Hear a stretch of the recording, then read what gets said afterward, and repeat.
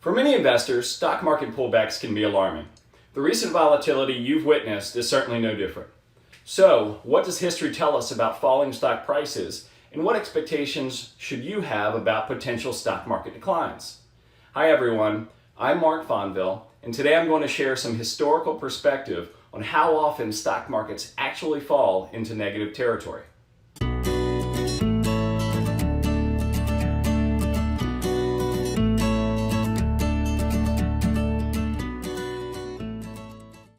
One of the biggest threats to your own investment success can be media headlines. And as of late, the media hasn't disappointed with major headlines about the Chinese trade crisis, inverted yield curves, and falling interest rates. Whether markets are going up or down, headlines can do a great job of creating either fear or greed in the minds of investors. Which, by the way, is the purpose of headlines in the first place.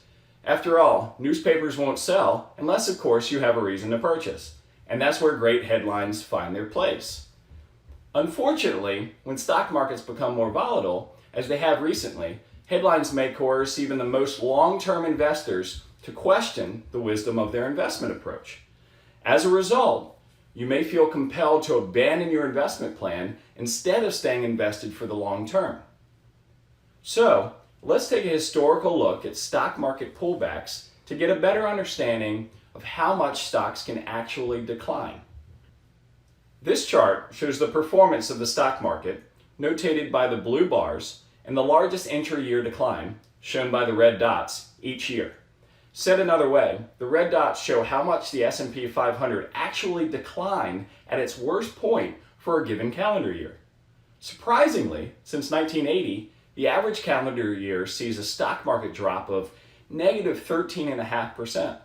However, most years still end in positive territory, averaging 9% gains.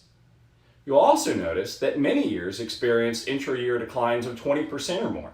Some of those years actually ended up in positive territory for the year nonetheless. In short, watching your portfolio drop in value isn't fun. But volatility is a normal part of investing, and long-term investors can be rewarded for staying disciplined through short-term fluctuations. Thanks for listening, and have a great day.